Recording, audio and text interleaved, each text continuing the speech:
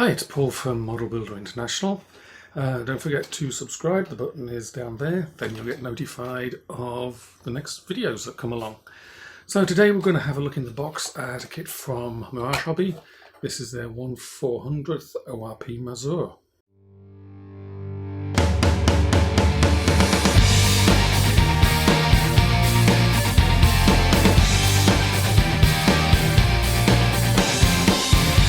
ORP Mazur started life as a torpedo boat V105 of the Kaiser's Navy. At the end of the First World War, Mazur was awarded to Brazil, but was then sold to a private UK company and ended up being bought by Poland in 1921.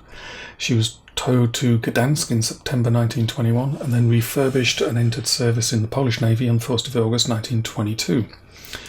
Then she had a few refurbishments and slight rebuilds, ending up as an artillery training ship by the time the war started. At the outbreak of the war, she was in Oxvie. I apologise if that's the bad pronunciation. That day she was one of the first two ships to be sunk in the Second World War. She was hit by bombs from a Stuka. The bow was torn off, and she sank where she was. About half the crew was killed. The wreck was dismantled and the 75mm guns were mounted on shore, and remaining armaments were put into an armoured train, and at the end of hostilities the wreck was scrapped by the Germans. Okay, looking at the instructions, the front sheet, like I said, has a bit of history of this ship and also some specifications. You can read similar. I've put the stuff on the website about specifications and a bit of the history of the ship and how she was unfortunate to be one of the first two ships sunk in the war. Anyway, over the page, steps 1, 2 and 3.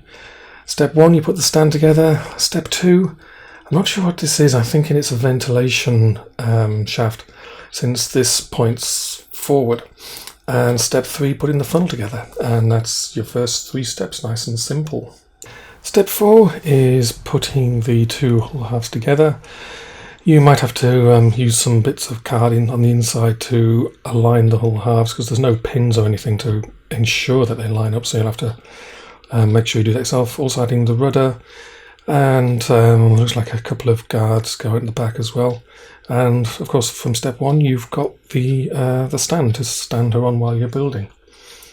Next steps 4A and 5, I'll sort of do those together. 4A, putting the propellers and propeller shafts on at the back, and step 4 is putting the forecastle on and the main deck. Pretty straightforward. Looks like the forecastle is the main part of the standard kit, and the rear deck I think is specific to the 1939 version.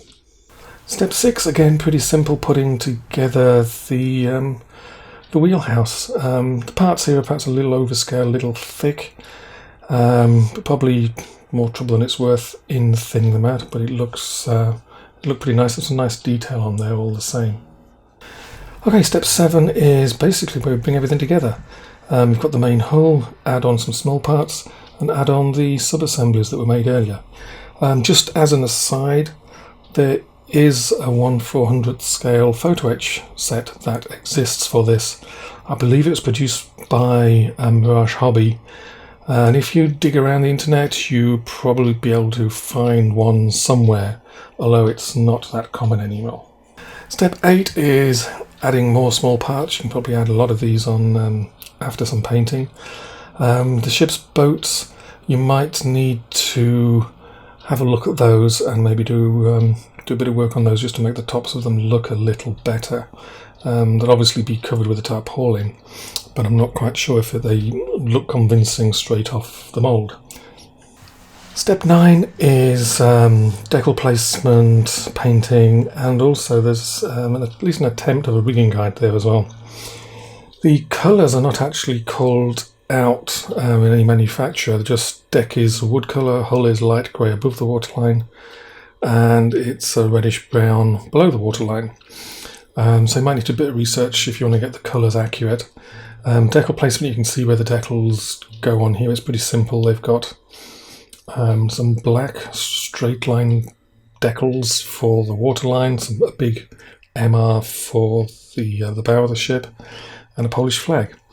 And there's, as you can see, there's an attempt at a rigging guide, but it is pretty faint. So doing some research might be handy if you actually want to make it accurate. And that's that. So an overall conclusion, it's a nice little kit, some nice detail on it. Reasonable number of parts for a kit of this scale and size. It's not for absolute beginners because there's no alignment pins for the hull halves, the funnels and things like that. You can probably get away with not having to sort of do too many tweaks to it to end up with a half-decent build. If you want to go a step further, there is photo etch available out there. There's a set, but probably even if you just source some 1/400th scale railings, that'll make a big difference to it. So it's, like I said, a pretty neat little kit. It'll look quite nice. It's got a decent size to it. Might be ideal for a diorama, something in port. So many thanks to Mirage-Hobby for sending it along for us to have a look at.